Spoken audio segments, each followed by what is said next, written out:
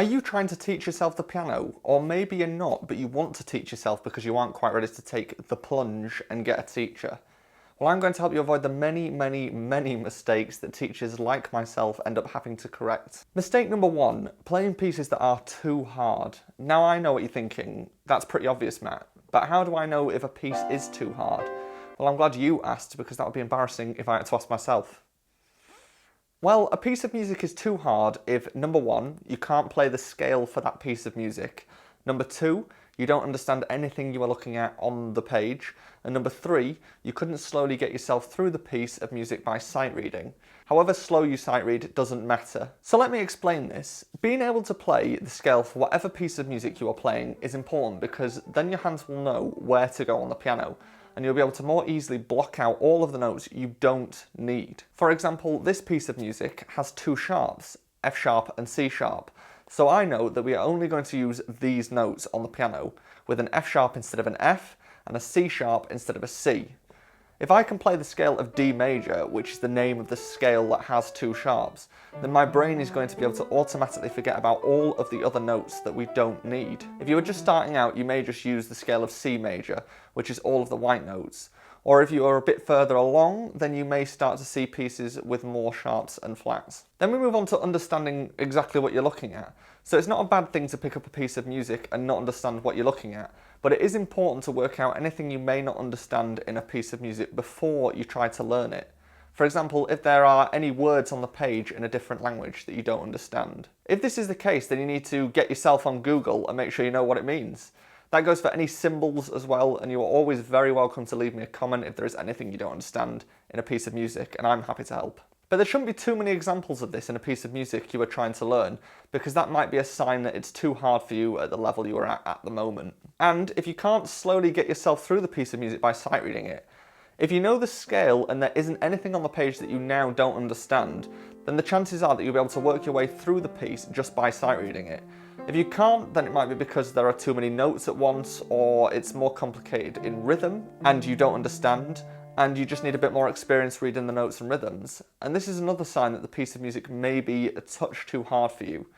Think of each piece of music you are learning as a stepping stone, and eventually you'll be able to look at anything on a page and know exactly what to do with it. Mistake number two, not trying to learn why and how and jumping straight into the results. Let me explain myself here, because I'm aware that this makes no sense.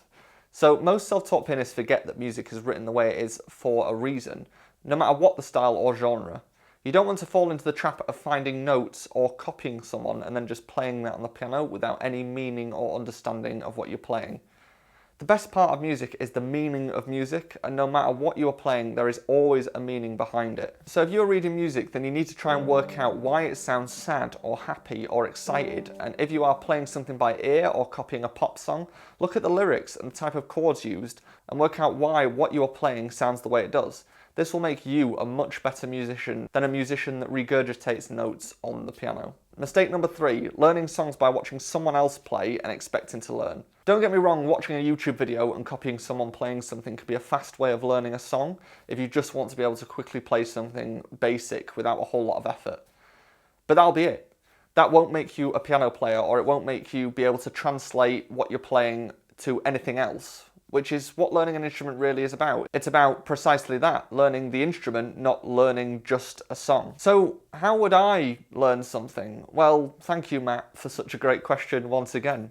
Well, music theory is your best friend as a self-taught pianist. You can either learn to read music and then you can play any number of songs, or you can learn to work out songs by ear, and this once again will help you be able to play just about any song you can think of. Understanding how music works will help you do either of these, and will make sure you don't fall into the trap of just being able to play individual songs and not the instrument itself. Mistake number four, not learning scales and the fundamentals of sight reading. You're probably thinking, Matt, you've already said this several times now about scales and sight reading. Well, yes, thank you for noticing. However, I think it is important to mention that it's good to get into practicing scales and reading separate to learning pieces of music as well. This is something that most self-taught pianists don't do. If you're one of those pianists that has fallen into just learning songs you want to learn without practicing the fundamentals and scales and sight reading as part of your practice, then let me know in the comments. If you have never done scales before, then definitely start with the C major scale, as this just uses the white keys on the piano, and get really used to the fingers. The fingers are the most important thing. You can find the fingers that you were supposed to use all over the internet, and I myself have done a video on scales, which I will leave a link to in the description. However, if you have done scales before, then make sure that you keep adding different scales to challenge yourself. For sight reading, it's important to define what sight reading actually is. So sight reading is preparing something with minimal preparation and only playing it once. This part is very, very important, because after you first run through, then you start to remember, and the focus is no longer on your ability to simply read and play the music.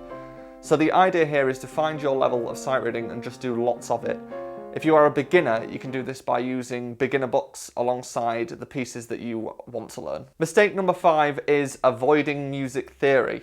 I should start by saying that this isn't everyone, and I don't mean all of the deep, intense music theory that you probably think I mean. What I mean is that a lot of self-taught pianists try to avoid learning the basics of music, like key signatures, time signatures, phrasing, cadences, and those kind of key things that shape how you actually play the piano and how you will approach learning by yourself. If you don't understand any of these things, definitely leave me a comment and I'm happy to help. You can also check out one of my many videos in my Pianist Explains playlist where I cover all of these things. Mistake number 6 is practicing inconsistently.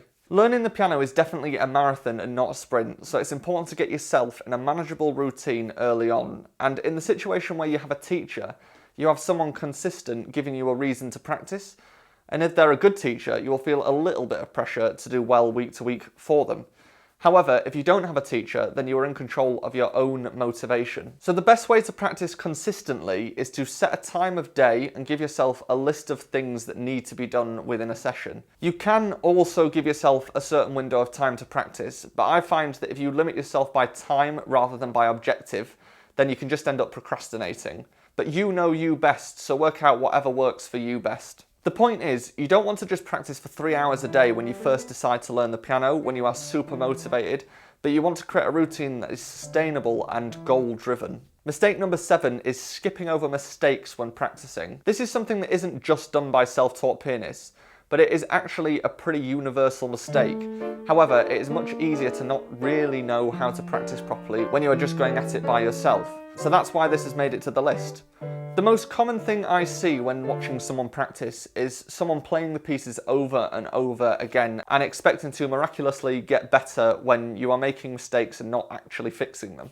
You need to make sure if you find a mistake that you need to think about what is actually going to fix that mistake and isolate out the problem before putting it back in context and moving on to something else. What you should do is play the piece or song and write down a list of things that need fixing and go through that list and fix them.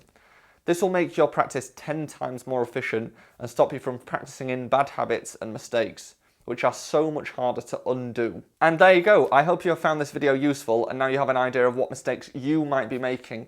If you have, then smash the like and subscribe. And if you think there's anything I've missed, then let me know in the comments and I will see you next time.